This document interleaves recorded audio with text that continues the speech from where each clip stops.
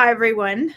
Jimmy and I are here again today and to talk a little bit more about Jimmy's story. And today we're going to focus a bit on the care learning framework and some of his research that had went into that and kind of the story of how that came to be in his life and what happened when he tried to implement in the public school system in Virginia. And we talked a little bit last time about that. Yeah, in the end, he got fired for some interesting reasons. So we can talk about that a bit today. But yeah, so I guess yeah, I would ask like to start with where so you were starting say a doctoral dissertation, essentially doctoral studies, like where did the idea or like did you kind of start somewhere else and come to this, or how did it kind of come to be where you began to work on that? Yeah, well, so in 2019, when I started my doctorate program in curriculum and instruction at the University of Virginia, I was really torn. Like, did I want to go towards just like the math education route or something more like a generalist? And I ended up choosing the latter and not focusing on mathematics because I was really interested in, at the time, how to support teachers through some kind of like universal framework for teaching and learning. Because as I'd mentioned in our last podcast episode, I felt very strongly that there was some sort of like through line or special sauce that we kind of know. Like we have this idea about when there's great learning happen, we can sort of describe it. But as I was in Peru, I was continuing to do more research studies on the nature of collaboration and how it relates to particularly professional learning, and was starting to realize the value of like building trust and collaborative relationships and like how important that was, to the point where there was a study I did, where the high school math teachers and the middle school math teachers were all on the same campus but in different buildings but weren't working together. And it was in part because they always seemed to kind of get into disagreements, and were just not having a great relationship. And so as a result, they weren't sharing resources either. And as a result of that, their students were going from eighth grade math to ninth grade math, seeing totally different versions of how math can be taught. And as a result, even though they were doing really great things in middle school, that wasn't translating to success in high school. And I was like, that doesn't seem right. Like, so the basically we ended up finding ways to just start by how can we start with when we don't have that trust yet? What can we do? And it's kind of cliche, but we all came to the decision that it was sharing is caring. And we shared our assessments with each other, and we explained a little bit about our thought process and what students would see ultimately on the IB assessment. So we kind of did some backwards design, and the middle school math teachers ended up redoing a lot of their assessments, because they're like, yeah, well, when it comes down to it, like we need to prepare students for high school, and we've never seen what they've done in the high school before. Like, wow, thank you so much. And it was great. And as well, I'd mentioned in the last episode that at the school, they did a lot of core values work. They had a deep, collectively owned understanding about what the students stood for, what the school and families and teachers all stood for. Things like global citizenship, inclusivity, critical thinking, just really, really how to treat each other and having that thirst for learning. And those kind of two kind of put together was really on my mind as I was coming back to the United States in 2022. Not only that, I was hired in part as an instructional coach to help students and teachers do some of the very similar work. This is one of the reasons I was drawn to the school. It was Freedom High School in Woodbridge, Virginia, where I got hired at as an instructional coach, because there were two concepts that they really needed support with: increasing the rigor of their curriculum and assessments, and collaborating better as staff and as students. During COVID, some of this really went away when we went to virtual learning. I think we lost some of that like togetherness, that collective effervescence. And even as I returned, a lot of teachers had converted their curriculum to online versions of their curriculum. And when students returned to the classroom, those online assessments, for example, and assignments were often easier to grade and easier to just like have ready to go. You didn't need to print things. It was kind of, yeah, just ready. And so I noticed that students, even in science classrooms and math classrooms, were on their devices, not really like talking to people, not building those relationships. And as a result, that lack of engagement, even like when you're not speaking about math, like imagine if you were learning a different language like Spanish and you never spoke. Like we know that that's not how language is developed. And so part of what I was really focused on is one, what we now call collaborative rigorous learning as a concept. But once I got to the school, I'd mentioned in the last episode that the school was had a new administrator, several new administrators, and didn't have that like common vision other than what kind of came from the county. So I was interested if we could come together and have a more collectively owned understanding of who we really are. And then how would rigorous learning and curriculum and assessment design potentially get infused into that?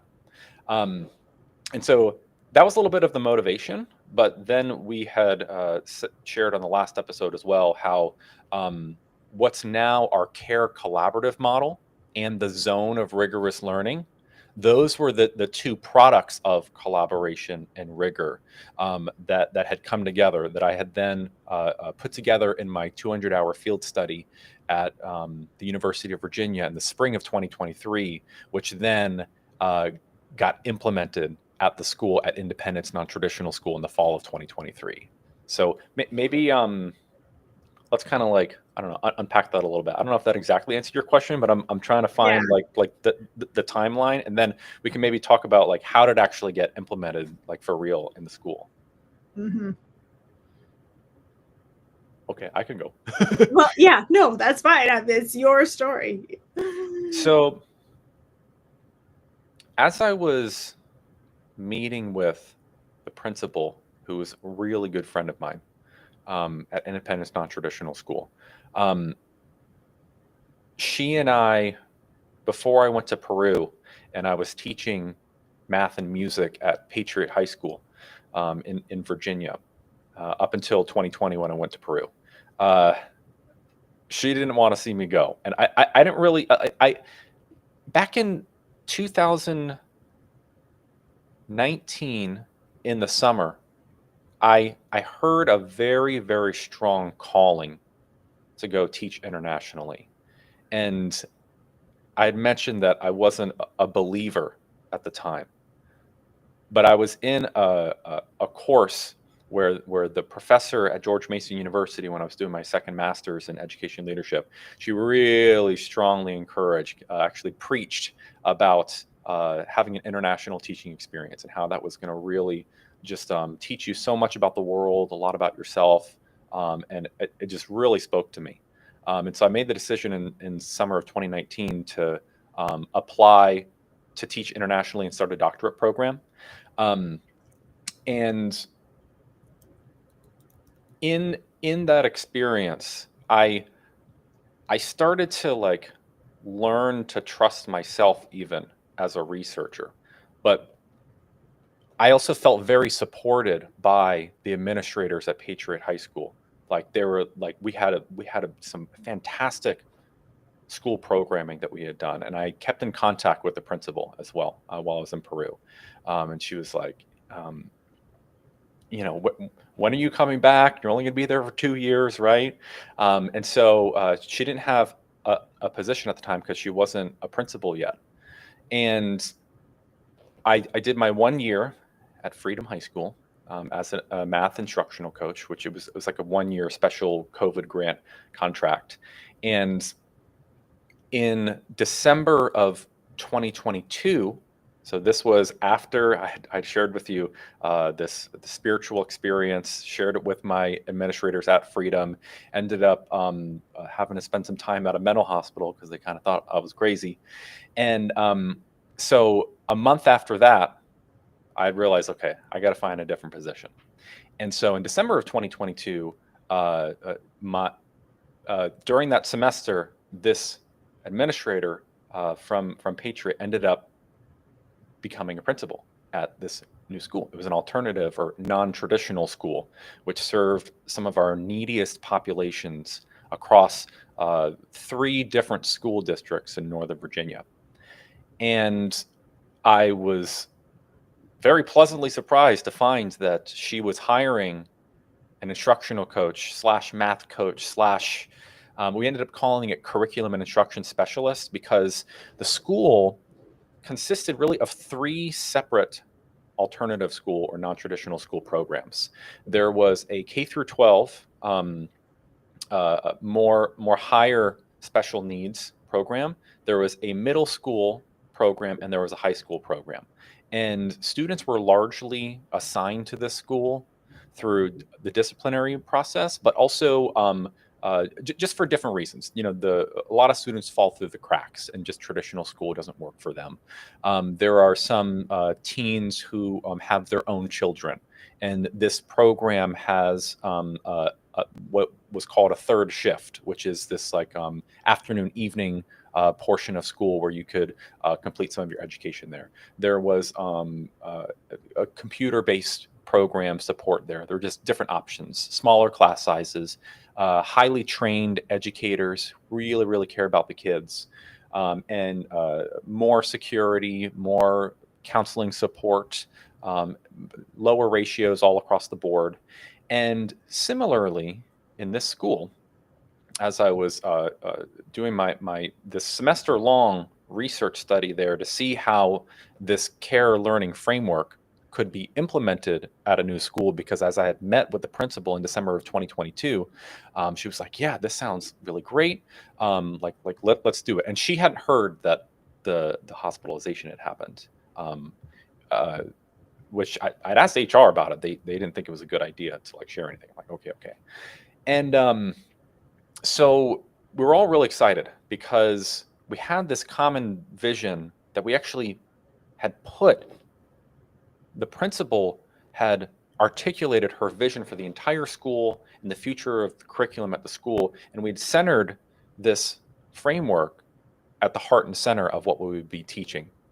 And this philosophy isn't in government standards. There's this ladder rung metaphor concept that I often come back to. It's like our standards in schools are missing like the first 10 ladder rungs, and we start at like scholarship. So in the care learning framework, like emotional intelligence is heart and center, creative intelligence and scholarship.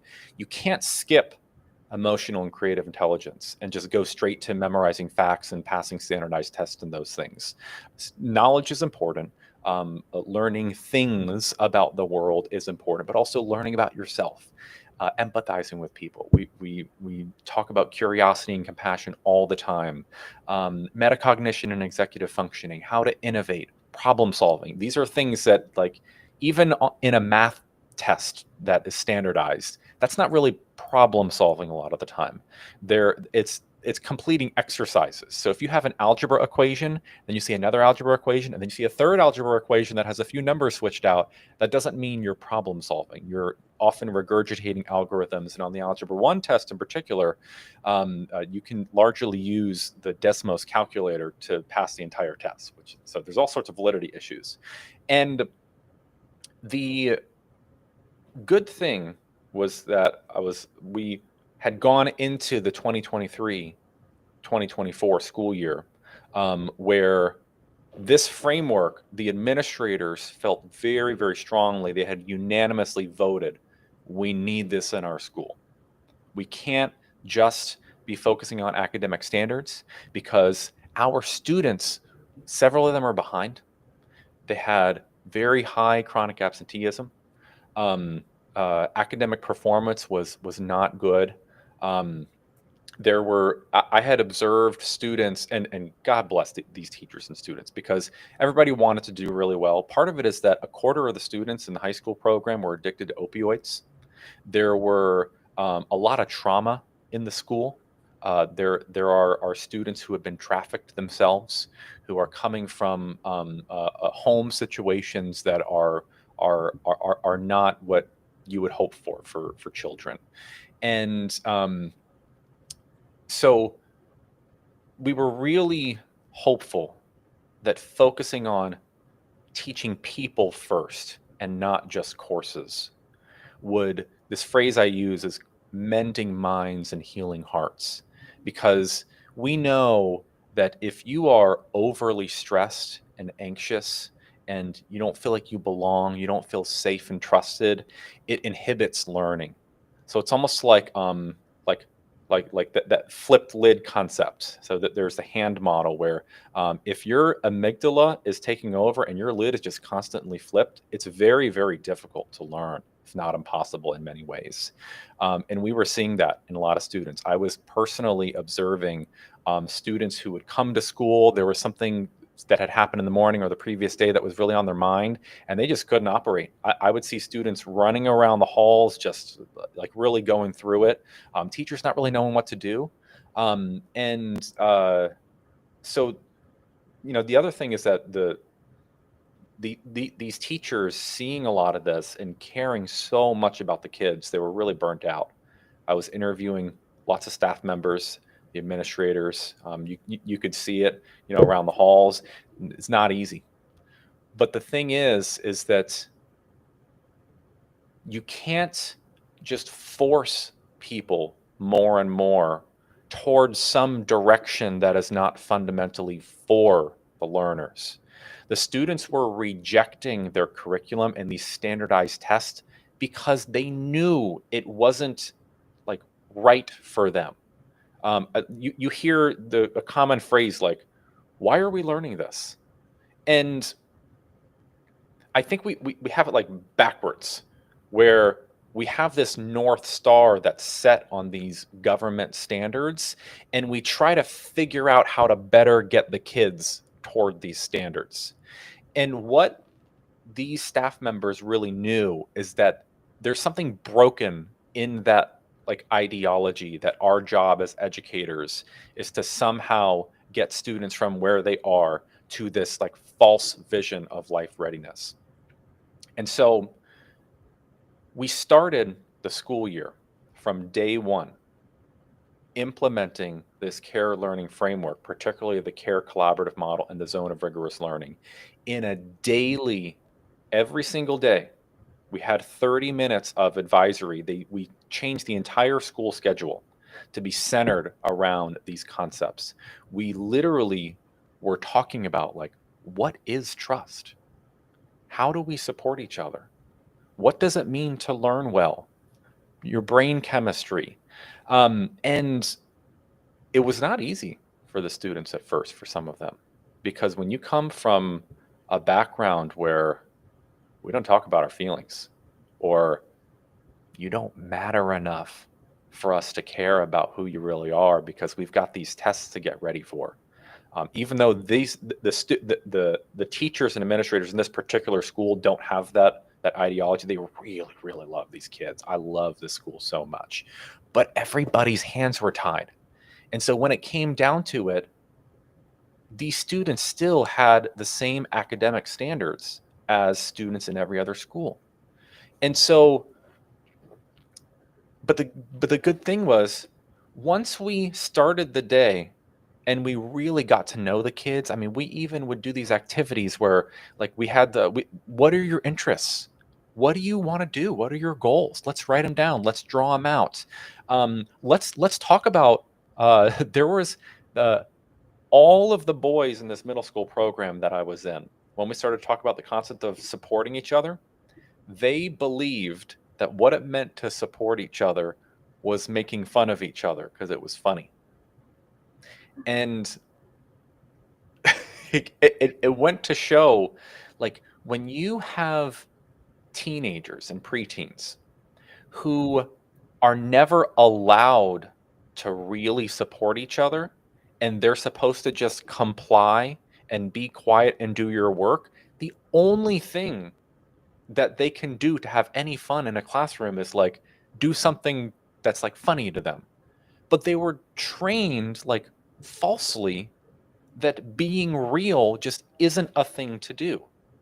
And when we really cared about these kids and the design of the curriculum, the through line, because these concepts in trust, support, ownership, synergy, celebration, the zone of rigorous learning, this wasn't just something we did at the beginning of each day. We set up the entire school curriculum to have this through line, to the point where we would even have these look fors in like a PBIS or positive behavior intervention and support programs for trust behaviors, supportive behaviors, celebration behaviors. For example, showing someone appreciation, celebrating someone's successes. These were things that we were like, okay, we're going to look for. We had like a matrix, like a little spreadsheet. And the kids really, really responded to it, because we would have conversations about like, in the real world, how do you think people should treat each other? And they would share some of these wonderful, profound things, and then they're seeing what's in this care and learning framework, and they're like, yeah, this right here, if everyone was like this, it would really make the world go round. There was a group of boys who even just straight up said like, this is how to be a man.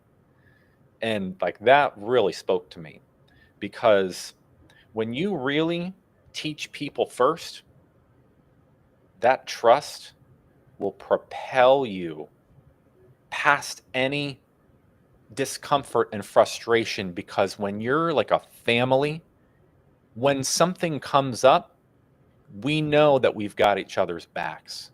And so we talked about things like, in trust, everybody knew the 5 sub-concepts of trust. Let's learn each other's motivation, our intentions. Why are we here? What are we really doing? Am I here for the paycheck? I would tell them no. I'm not here for the paycheck. In fact, I've got, I don't know where my wallet is right now. I've got all these ripped up $20 bills. I always have this lesson where, I really try to show kids, like, I'm here. I want to help you. I want to serve you. I want to help you grow. And there's no amount of money that's worth more than you. This comes up a lot when we start doing things like fire drills. And I would go around each of the students and I would like hold up this $20 bill. It's like, here's why we do this fire drill. If there was really an emergency and we don't practice what we're going to do, we talk about cognitive load, our ability to create new things, it just goes away. Our lid is flips. And so we have to have these systems and structures in place. But not only that, it's because we really care about you. We're not just like taking up your time. We care so much about your safety in your lives. Even this $20 bill doesn't matter compared to you. And I would just rip that thing in half. And they're like, oh my gosh, why did you do that? And I'm like, well, maybe I'm not supposed to rip up United States legal tender.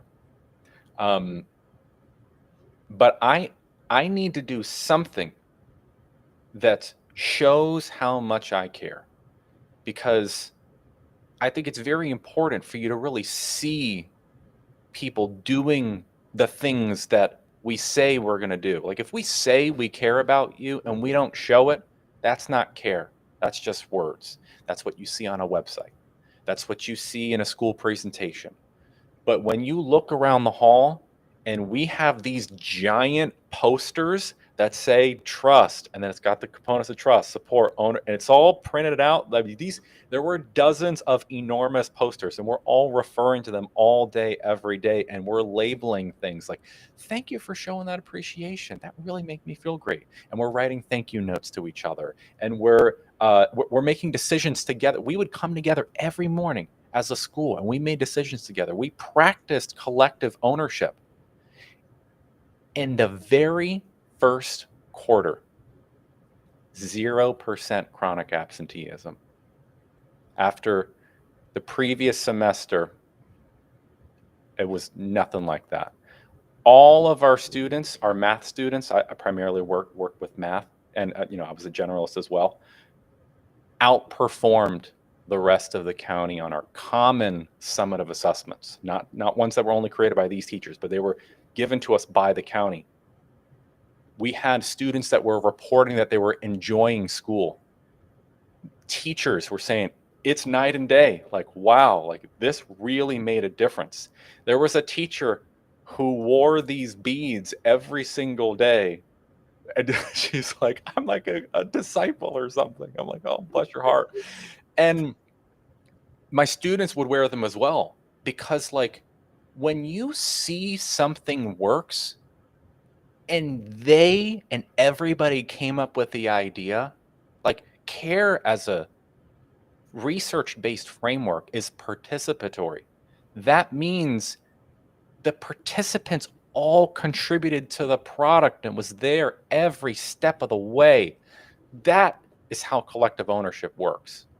It started from zero, and we started to come up with the basic ideas, and then we kept adding to it, and then finding the through line, finding the themes, and then member checking back with the research participants, saying like, hey, this is where we're at right now with the framework.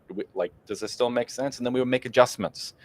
And that's one of the reasons why it went so well. It wasn't like, hey, we believe in respect, be kind, and now let's start doing it. No, everybody says that. And so that, seeing the success, you can't argue with that. And that's why after about 3 months, once that first quarter ended and we had those results like what I was just sharing, I realized that I personally needed to, like, in every moment, like, fully commit to this framework. Like, if we're really going to build trusting relationships, there was so much controversy that was happening every single day with these students, because when you have students of this population and they're out at car shows in the evenings and they have, relationships, and there are sometimes a fight would happen. Sometimes they're they're middle schoolers who are all mostly assigned to this school. And so we constantly had to make decisions about, like, what is acceptable to talk about?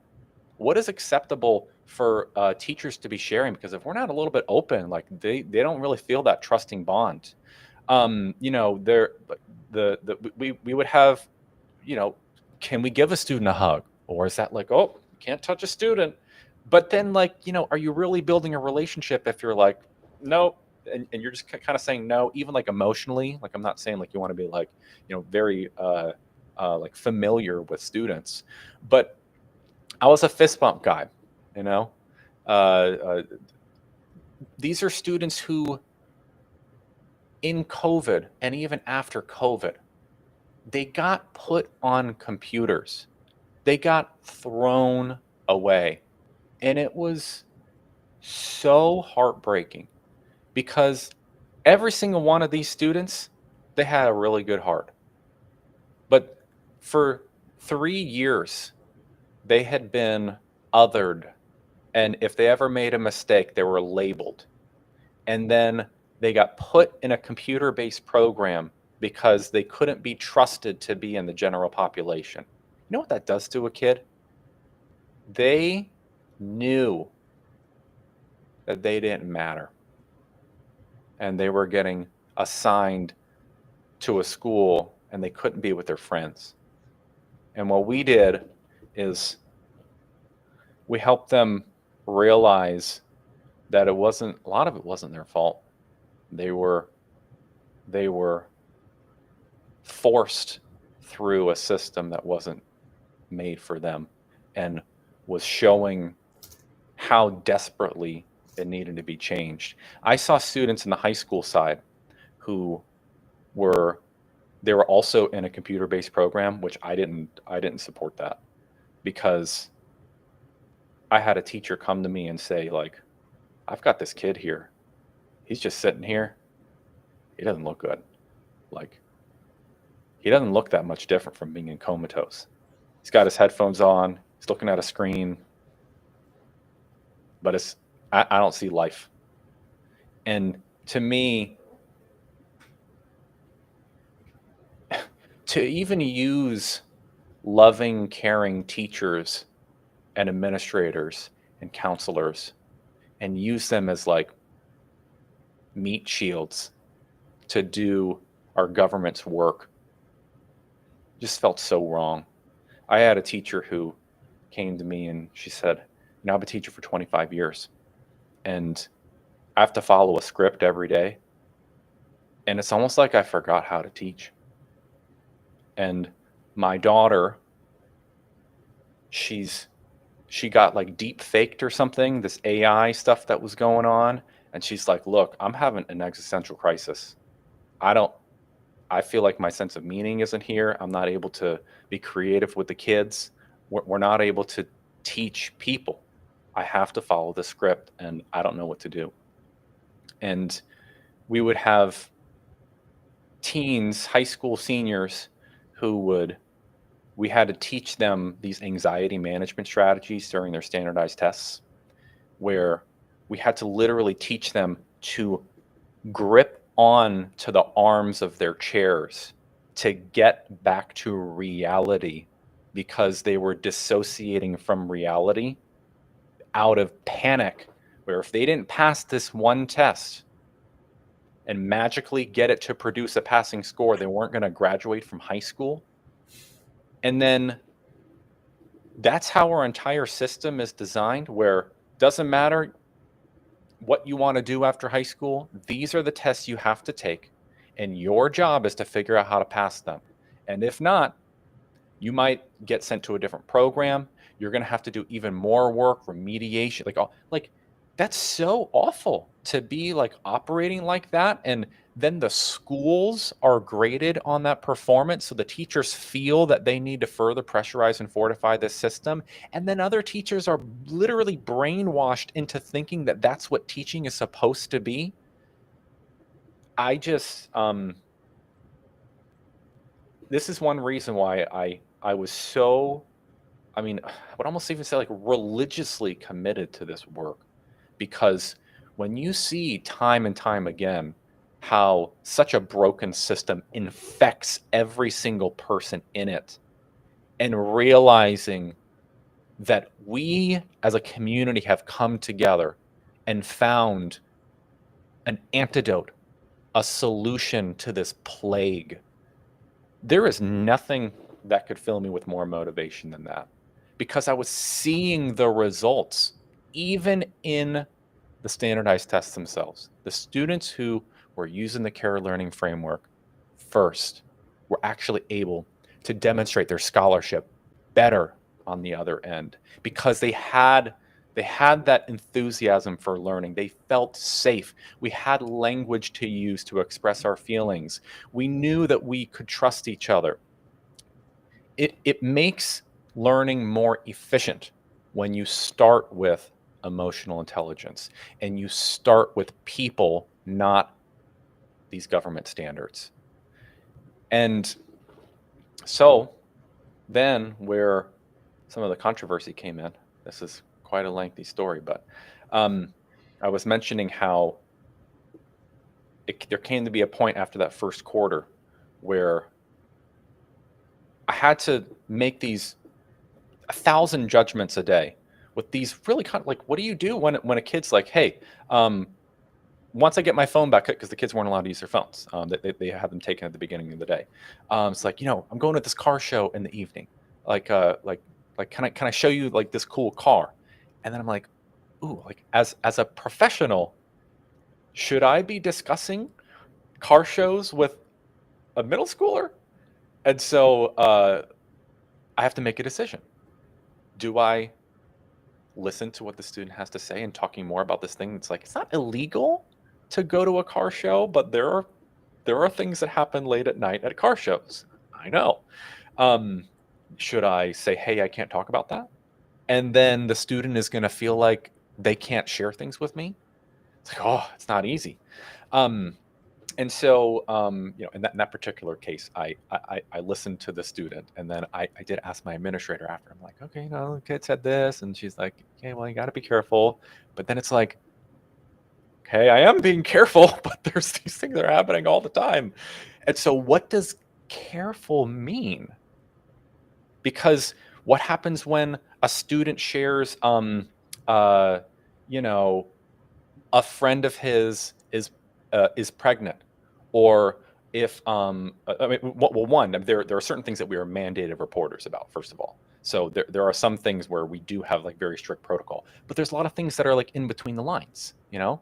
And so one day there was this was in October, mid-October of 2023. um, I had a class of only 4 boys, and we were like this because for my 8th grade class, where this is the class that said this care learning framework, this is how to be a man, we were this close. I've never felt like a stronger bond with a class, in part because there's only 4 of us, and we just had to be literally like a small little family, and we were.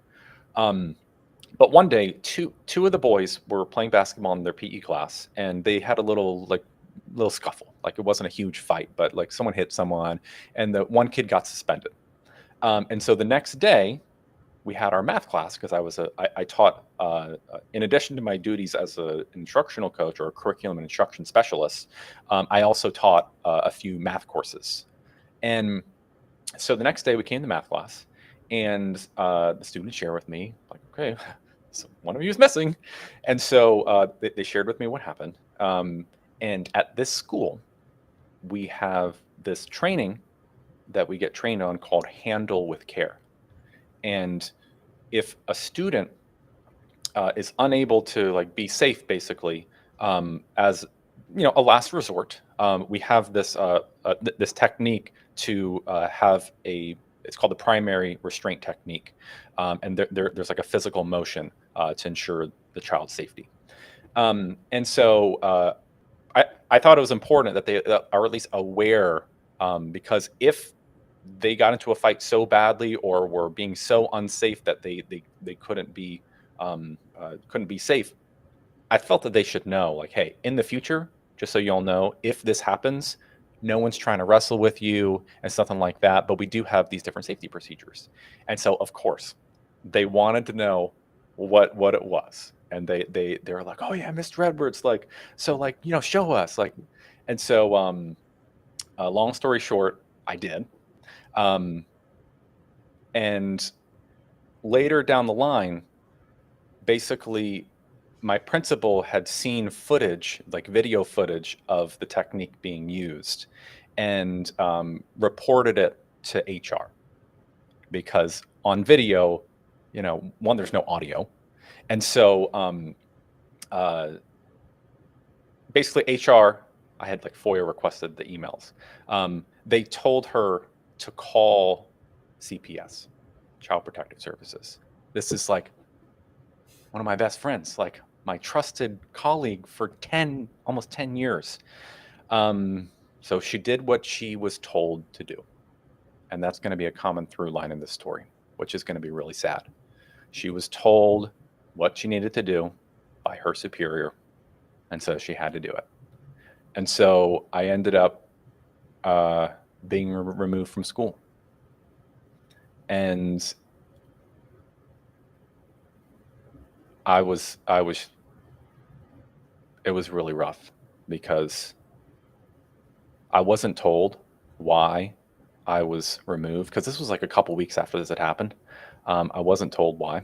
I mean, I figured, because, you know, like that was like the only thing I could think of. But I ended up being out for several weeks, and they had interviewed the boys. They were like, hey, like, what happened? They shared what had happened. But they're like, where did our teacher go? And that was one of the things that ended up leading to me getting fired. That was like one of the primary things of what had happened. But at that point, you were cleared by CPS. Oh yes, yeah. So it was an unfounded result. So I learned a lot about how this stuff works. So either there's a founded case of either neglect or abusing a child, or it's unfounded. This was completely unfounded. Not only where there's no student complaint. The the the kids were all saying like, this is our favorite teacher, like where is he? And the risk management investigator, this is where the discrimination comes in a little bit. He shared that what I did, I executed the technique very well, which I was like, thank you, first of all, because I do have a martial arts background. But also that if there was a different teacher in a different classroom, like PE, that had done this, it might have been different.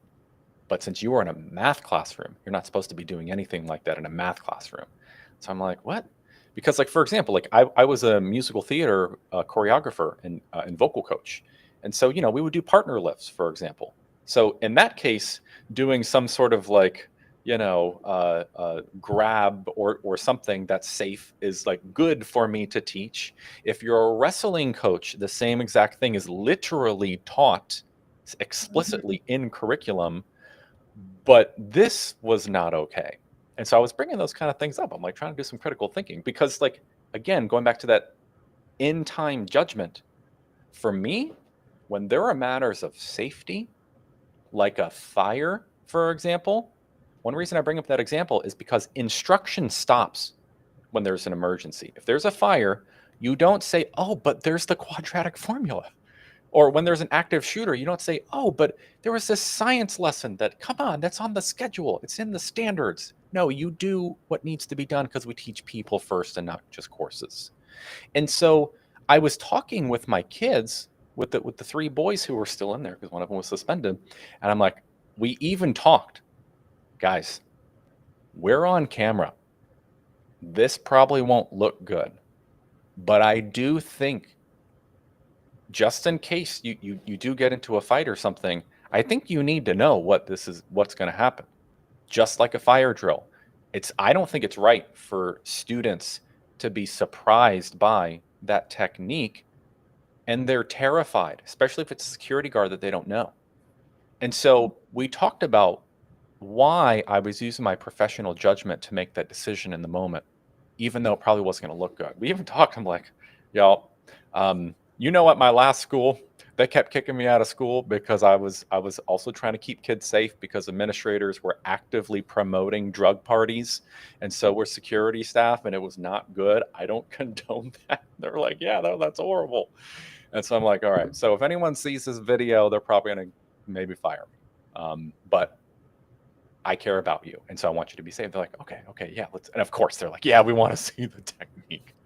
And so, but yeah, so that's an example of I was very actively and based on trust trying to do the right thing and trying to be so committed to care that when you have to walk the line, you have to make a decision. Because if you always stay on the side of protecting your own job, you know what's going to happen?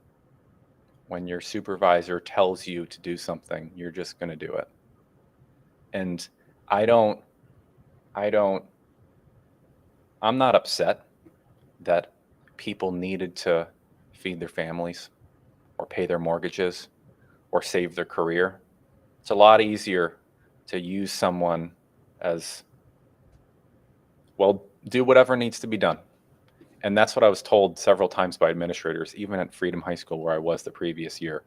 When there was an administrator who I went to, I saw 60 students, 60 boys in a lunchroom bathroom smoking marijuana, giant clouds of smoke pouring into the lunchroom, blasting music.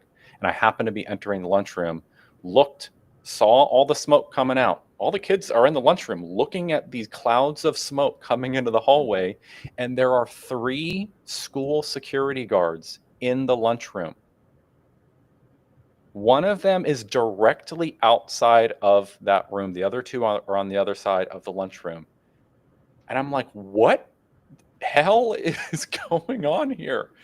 And so I go inside the bathroom. I'm horrified.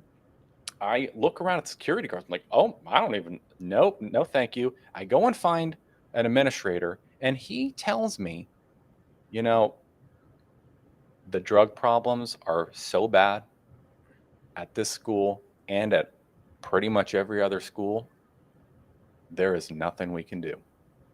That's how bad it is. And so I'm just going to go do my teacher observations. And I like that was when I realized how broken our system is. Because for us to just blatantly not be able to keep students safe and just keep that train rolling, and that the school didn't even have enough security. Well, I mean, there they definitely did, but like to really help the students, it's not even really like you need more security. The kids are resisting fake standards and fake assessments. They know that all of the things that are happening in these factories aren't for them. And so they'd rather be high. They'd rather be walking the halls. They don't want to be stuck in this prison system with teachers who mean well, but they also have their hands like they just are rejecting it entirely. But I'd shared with my students, like, look, this is what happened at the previous school, and then they kept kicking me out. But I just feel very strongly that we should care about the kids more so than, I don't know, like if that's what professional means in these schools, is to do what you're told and do what it takes for things to look hunky-dory on our website and sweep things under the rug, that's not what I'm about.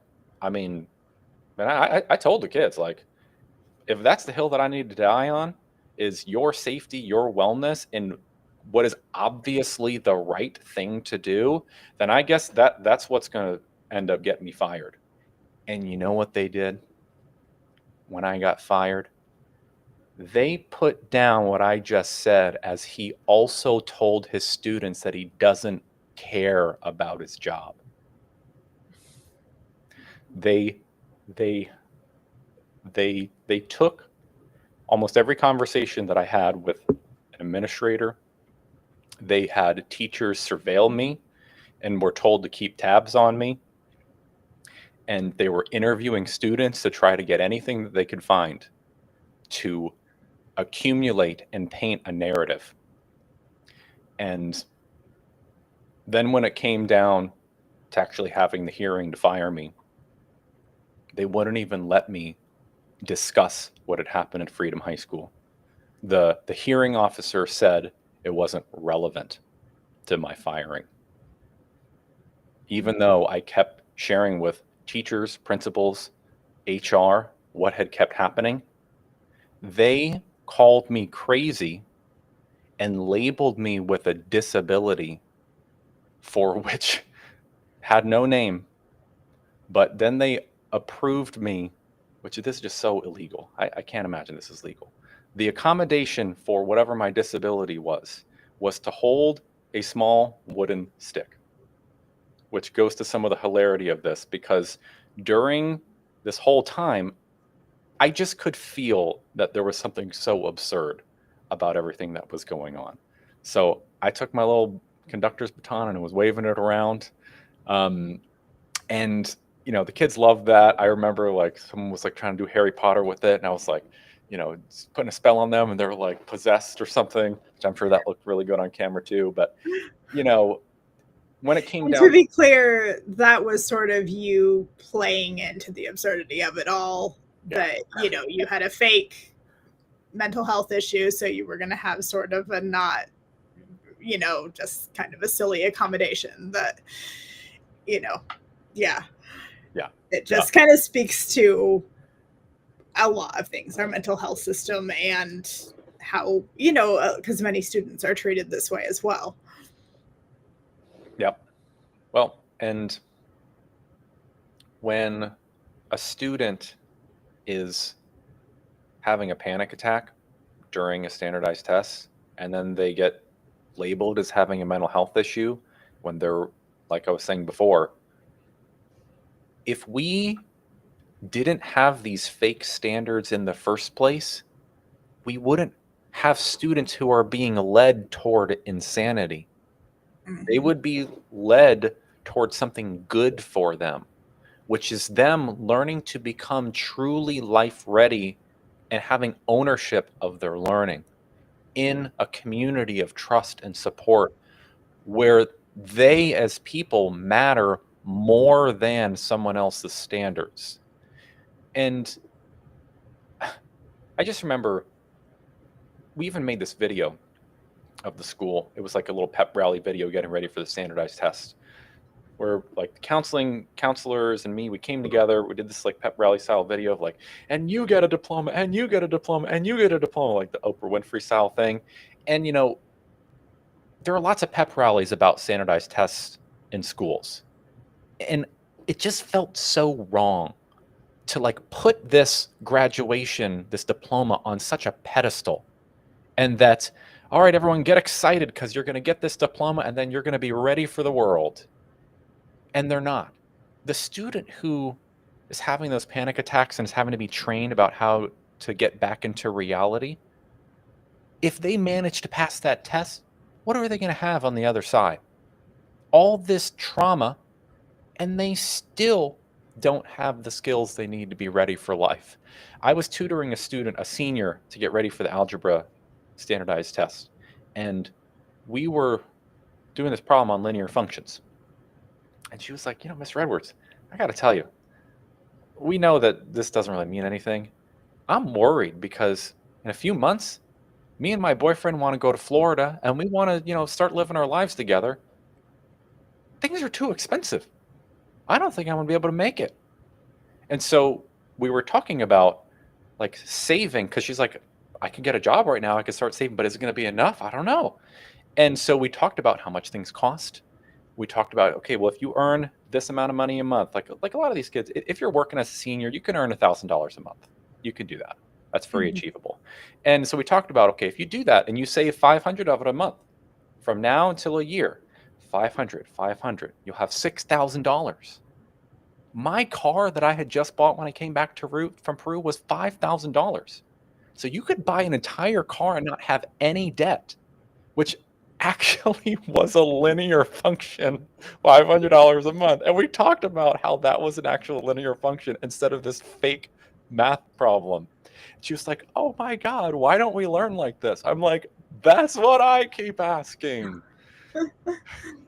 Yeah, those are the things that kids are actually interested in. Can I get what I want? Can I live the life I want? Can I, afford to live or afford to go to college? And at a more systemic level, if we take even just 10% of our per pupil expenditure and students, it can be invested for them, or students can have some choice with how our dollars are spent, which in democratic schools, students they at least understand, if not have direct say in some of how some budget is allocated. 10% of our per pupil expenditure invested from kindergarten through 12th grade is tens of thousands of dollars. Imagine if students understood compound interest and they can see their accounts grow.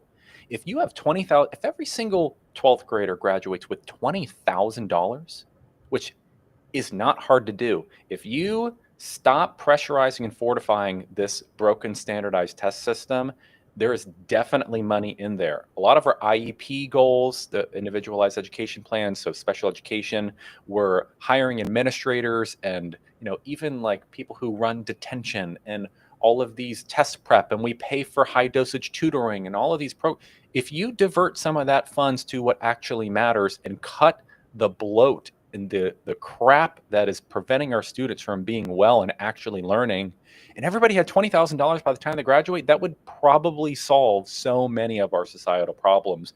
But we don't think creatively at a systems level because we've never done it before. No one has ever been creative in schools at a systems level. In a school, yes. In a classroom, yes. But at even the state government level, which is where most of these decisions get made, it's just, let's do what was done last year. Let's do what was done 7 years ago, because that's what existing adults grew up in. So we've never really reimagined it.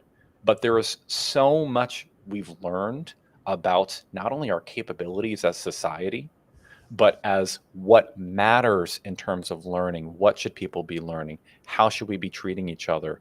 What are really good standards? And we know that our current standards aren't working, and that it's time for something different. And I hope, Elizabeth, that the work that we're doing can help a lot more people really soon, because this work that I was doing, that was 2 years ago, and it's gotten worse. And I think when I was sharing about the teacher losing her grip on reality and existential crisis, it's so much worse now with where our AI deepfake potential, and our companies going in the direction of literally accelerating existential threats to humanity. It's not easy for people to deal with. People getting scammed, people making decisions about how to market the Care Society.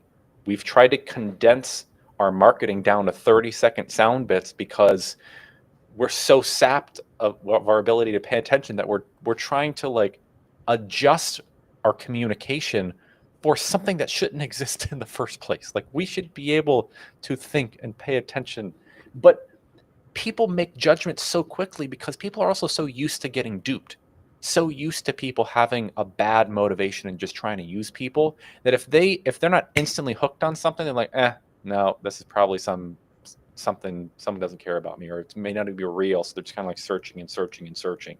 And there's other things that are going on there.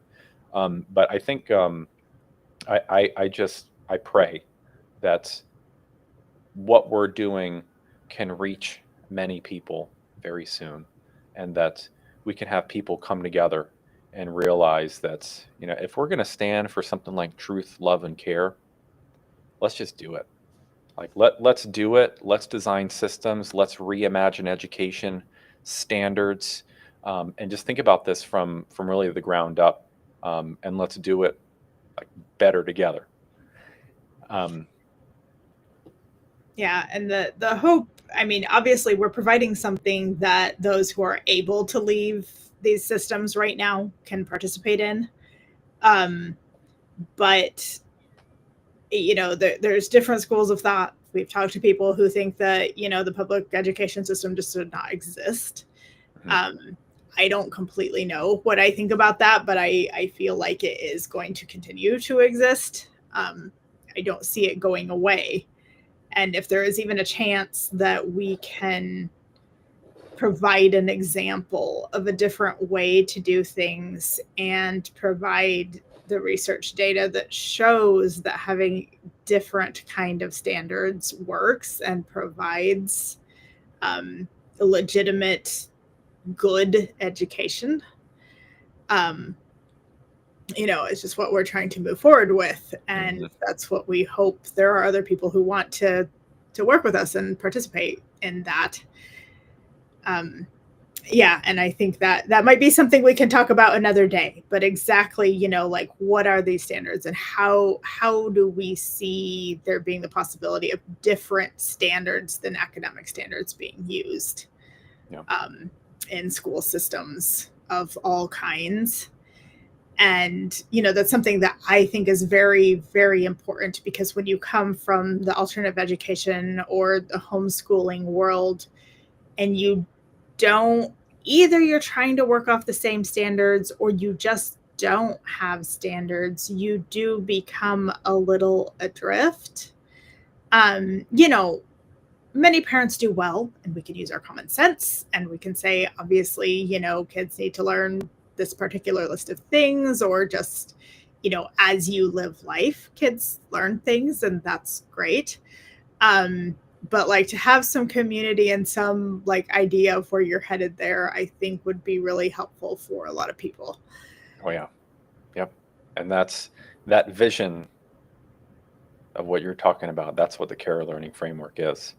It is a common collective vision for the future of human learning. And we are very excited and hopeful of advancing this work, and something that I think we need to take a leap of necessity. So thank you for listening and engaging with me here, Elizabeth. And I hope you have a great rest of your day. You too.